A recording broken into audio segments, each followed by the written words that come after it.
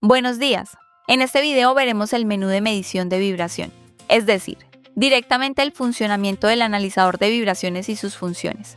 Seleccionamos la pestaña del menú, confirmamos, y tenemos varios submenús. El menú principal para diagnóstico es directamente el modo de funcionamiento del analizador. Para este modo debe estar conectado un sensor de vibración.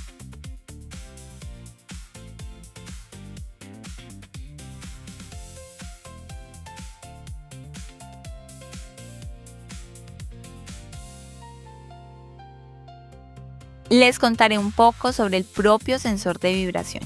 Es un acelerómetro piezoeléctrico, un acelerómetro piezoeléctrico clásico. En este sensor siempre está indicado su número de serie para su registro en el equipo.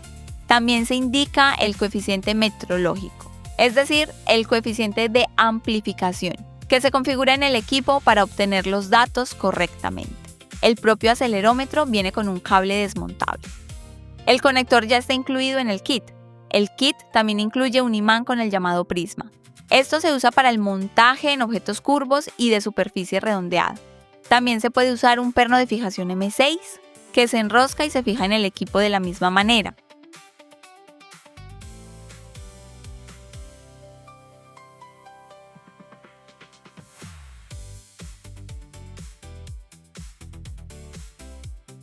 Para lugares de difícil acceso hay que usar una sonda alargada. La forma clásica de usar el acelerómetro piezoeléctrico es fijarlo con un imán, lo cual es cómodo para quitarlo y colocarlo. Se enrosca y se instala fácilmente. De la misma manera, el sensor y el cable se conectan a la base correspondiente y el cable se enrosca. La longitud estándar del cable es de 1,5 metros. Viene incluido en el kit, pero puede variar y suministrarse por separado en longitudes de 10, 20 o 50 metros. Según lo que se necesite para garantizar el funcionamiento.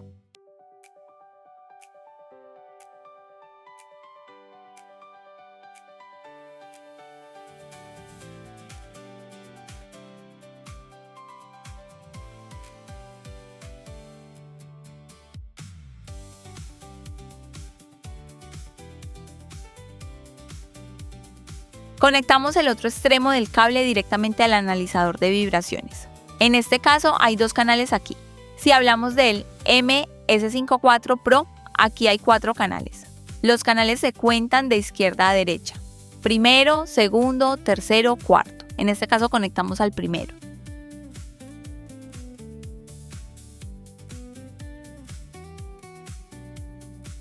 A continuación, al entrar en el menú del analizador, llegamos a este submenú. Aquí se muestra que tenemos 2 canales. Si observamos el MS54, aquí se muestran 4 canales y en consecuencia los ajustes para esos 4 canales.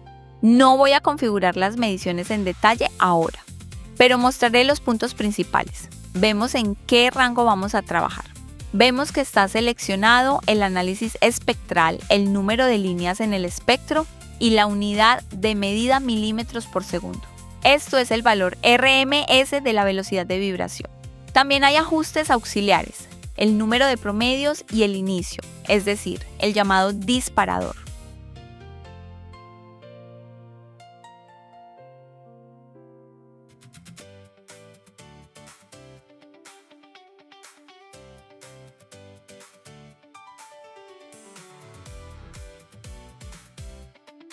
También hablaré de esto. También se muestran los datos del coeficiente metrológico. En este momento pueden diferir de los datos de este sensor en particular. Ahora mismo mostraré dónde se configura todo esto. Entramos y pulsamos F1. Ahora voy a volver. Aquí está F1. F2 se usa para añadir un tacómetro a la medición, es decir, revoluciones por minuto o para quitarlo. También hay un ajuste adicional para la posición del sensor de velocidad. Pulsamos F1. Esto ya es una configuración más detallada de la medición. Aquí vemos el tipo de sensor ICP. En este caso hay conectado un sensor ICP. Aquí vemos la unidad de medida. Y aquí también hay un espectro temporal y un modo de visualización espectral temporal. También podemos conectar un sensor de velocidad a estas mediciones. Dejamos el espectro tal cual. A continuación vemos las unidades de medida en las que nuestros valores pueden mostrarse en la pantalla durante el proceso de medición. Podemos cambiar el sistema métrico, elegir aceleración, elegir G como carga, elegir el valor RMS de la velocidad de vibración, el desplazamiento o una referencia al estándar ISO.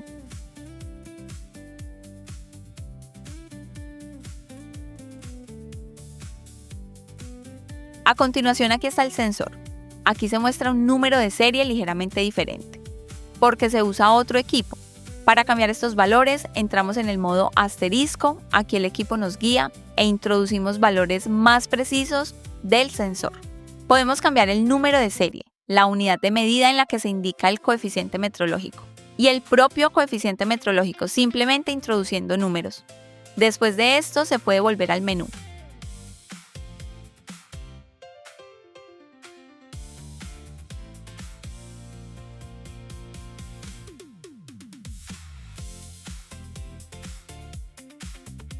A continuación viene otra característica igualmente importante, el rango de frecuencia.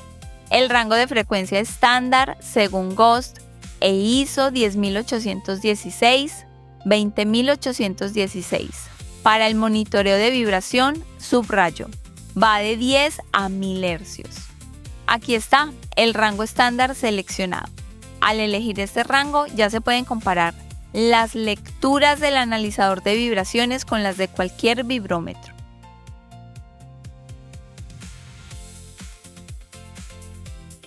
Si necesitamos un análisis más profundo y hay que observar la zona de baja frecuencia, recomendamos elegir un valor más bajo. Por ejemplo, comenzando desde 1 hercio. Si hay que observar la zona de alta frecuencia, es decir, diagnosticar rodamientos, elegimos 25.000 hercios o el rango que necesitemos.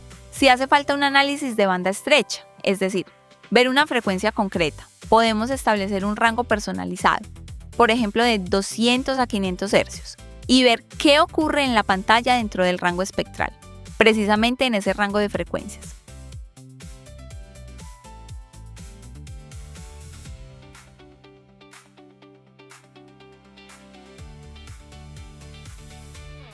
A continuación tenemos el número de líneas del espectro.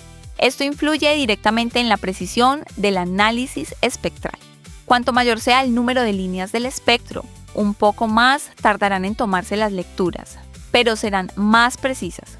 Cuantas menos líneas se seleccionen en el espectro, más rápido se tomarán las lecturas, pero la precisión será menor. En consecuencia, se mostrarán menos valores decimales de frecuencia. Recomendamos establecer valores estándar, medios para la vibrodiagnóstico más habitual, es decir, 1600 o 3200 líneas en el espectro. A continuación está el modo de visualización. Se configura individualmente para el operador, para que le resulte cómodo trabajar. Aquí están establecidos los ajustes predeterminados. De la misma manera se configura el disparador, que mencioné antes. Este es el momento a partir del cual comienza el registro y la captura del valor de vibración. Recomendamos dejar un disparador libre para poder ver todos los procesos que ocurren. El número de promedios también se configura en este menú. Volvemos al menú. Para realizar la medición, pulsamos Start. El equipo se está preparando para la medición y ya vemos directamente el análisis espectral en el rango seleccionado. En este caso de 200 a 500 hercios. Este es un rango algo poco estándar, así que ahora, por comodidad, estableceremos un rango más estándar y comúnmente aceptado y volveremos al menú de mediciones. El sensor también está listo. El sensor está conectado al primer canal y vemos la visualización del primer canal. Ahora mismo se ven algunas interferencias y ruidos que estoy captando y transmitiendo.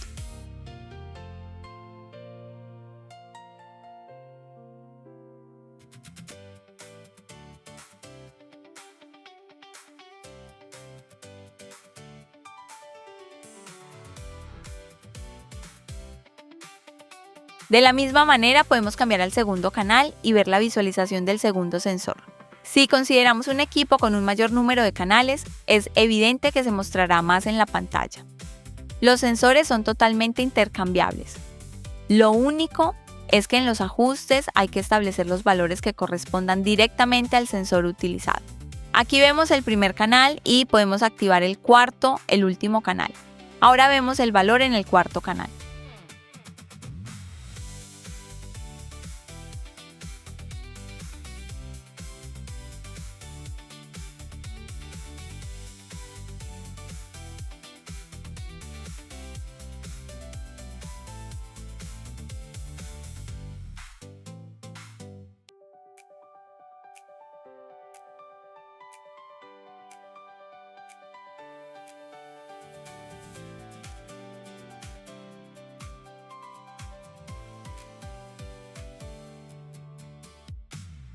Es importante no olvidar que en este menú y submenú hay que seleccionar todos los ajustes necesarios antes de realizar las mediciones. Si se cambia el sensor, por ejemplo, por un sensor de otro equipo o por otro acelerómetro piezoeléctrico, siempre pulsamos el asterisco e introducimos todas las características metrológicas necesarias. Entonces podremos realizar un análisis de vibración de calidad.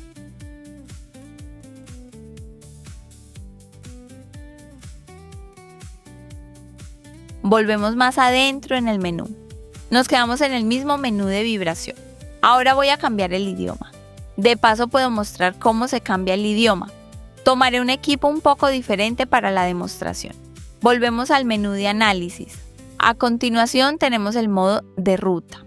Hay un video aparte sobre la ruta. La ruta se crea exclusivamente en el software.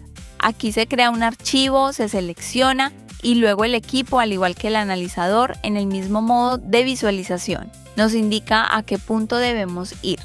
Colocar el sensor en el primer punto, en el segundo, en el tercero, en el cuarto, y así sucesivamente.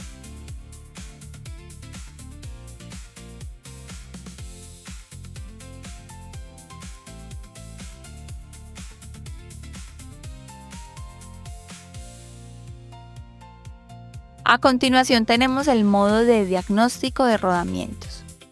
Para usar esta función hay que adquirir una sonda aparte o un sensor aparte, que dará una evaluación aproximada del desgaste del rodamiento. A continuación tenemos el modo de balanceo. Podemos empezar el balanceo desde cero o continuar una tarea existente. Si iniciamos un nuevo balanceo, hay que pasar por todas las etapas e introducir los datos necesarios. Hablaré del balanceo por separado. A continuación tenemos el modo de medición de temperatura y velocidad de rotación. Se usa cuando necesitamos controlar precisamente la velocidad de rotación, por ejemplo durante procesos transitorios, así como para controlar el sobrecalentamiento, ya sea de un rodamiento o de cualquier otro objeto.